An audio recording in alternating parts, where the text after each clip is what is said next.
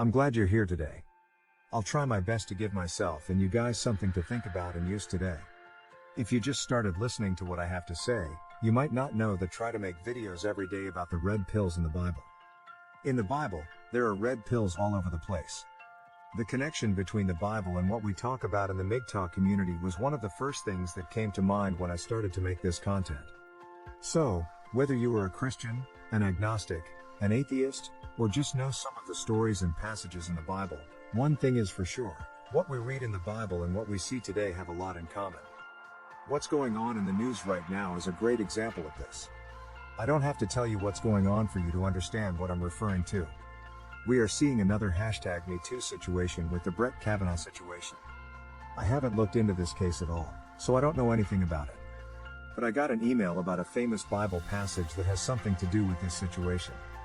The person who sent me the email said I should read about Joseph and Potiphar's wife in Genesis. Back in September 2017, I looked into it. It is the best example. It's the same thing we're talking about now. Power relationships that were there then are still there now. There is really no new thing under the sun. There, the sun still shines. It still rises, but the only thing that has changed about us is time and how we have used it. Other than that, nothing else has changed. It's still the same. If you don't know about this or didn't see the video I made about it last year, I'll just read a bit from the chapter that refers to it before I talk about what's on my mind today.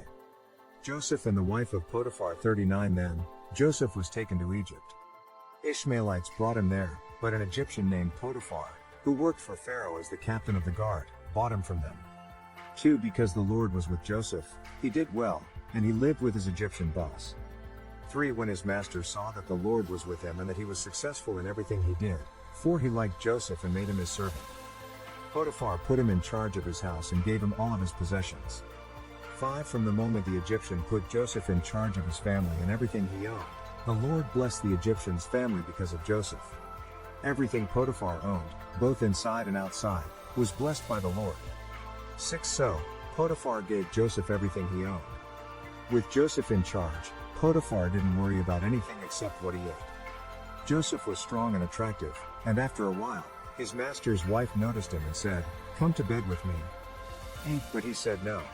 "As long as I'm in charge," he told her, "my master doesn't have to worry about anything in the house. He's given me care of everything he owns." 9 No one in this house is more important than I am. The only thing my master has kept from me is you because you are his wife. How could I then do something so bad and sin against God? 10 She talked to Joseph every day, but he wouldn't sleep with her or even be with her. 11 One day, he went to the house to do his work, but none of the servants were there. 12 She grabbed his cloak and told him, "Come to bed with me." But he ran out of the house, leaving his coat in her hands. 13 When she saw that he had left his coat in her hands and run out of the house. 14 She called her servants. She told them, "Look, this Hebrew speaker was brought to us to make fun of us. He tried to sleep with me in this room, but I screamed." 15 When he heard me scream for help, he left his coat next to me and ran out of the house. 16 She kept his coat next to her until his owner got home. 17 Then she told him this story: "That Hebrew slave you brought us came to me to make fun of me." 18 But as soon as I yelled for help, he left his cloak next to me and ran out of the house. 19 When his wife told him the story and said, "This is how your slave treated me," his master was furious. 20 Joseph's master took him and put him in prison, where the king's prisoners were kept. But while Joseph was in prison, 21 The Lord was with him. He showed him kindness and made the prison warden like him. 22 The warden put Joseph in charge of all the prisoners, and he was responsible for everything that happened in the prison. 23 The warden didn't pay any attention to what Joseph was in charge of because the Lord was with Joseph and made everything he did successfully. What's different today? As I said, the only difference is that we spend our time differently now. Making this MGTOW content is one of the different ways we're using our time. In the past, there were Josephs, but even in situations like this, they didn't have to live the MGTOW life. But now we have to change with the times, which means that Christians are sometimes becoming MGTOW. This is something new. That's what's different today. The only difference is how we choose to spend our time under the sun. Now, we spend our time making MGTOW content, watching MGTOW content, and living the MGTOW life. It's something new to do. This is what I want to talk about now. I got an email in May with the title "It's Hard and Freeing to be a Christian MGTOW." I may have talked about it before, but I don't remember for sure. From here on out, this passage might make more sense to men in the community who are interested in a Christian life or who are involved with or live with other Christians. Being a Christian is hard and freeing at the same time. First of all, the only things in life that make you feel free are the hard ones. Last week, I talked about something I hate in a conversation, but I followed up by saying that it's been worth it. I was asked about that, and I said that the only things I care about in life are the ones I hate. So, the harder it is, the more I might hate it, but the more I care about it at the same time. For a lot of Christian men MGTOW, this is how it goes. This is what you're going through because you're flushing even more flesh out of your soul and fighting your angry heart every day.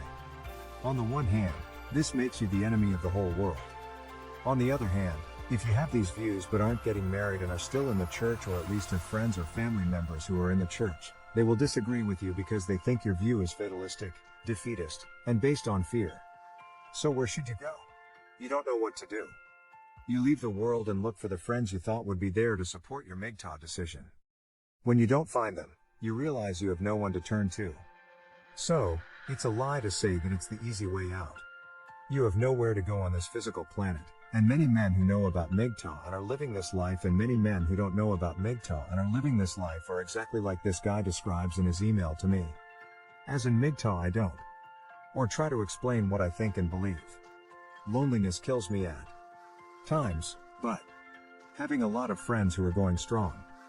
It's exhausting to try to get sex and female attention or affection at any cost. I think that Luke 9:60, which says "Let the dead bury their dead," is one of the most MGTOW lines in the Bible. There are many ways to get to death.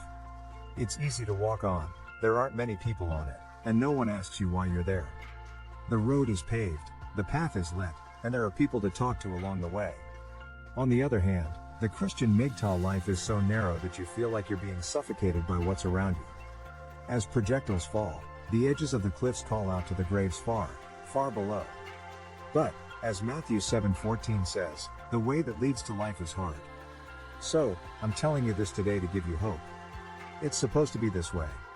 No matter what you have to deal with. Enjoy the struggles, and when you realize that they were meant to be there, you can deal with the fact that the path is narrow and that people are asking you why you chose that path instead of the one everyone else is taking.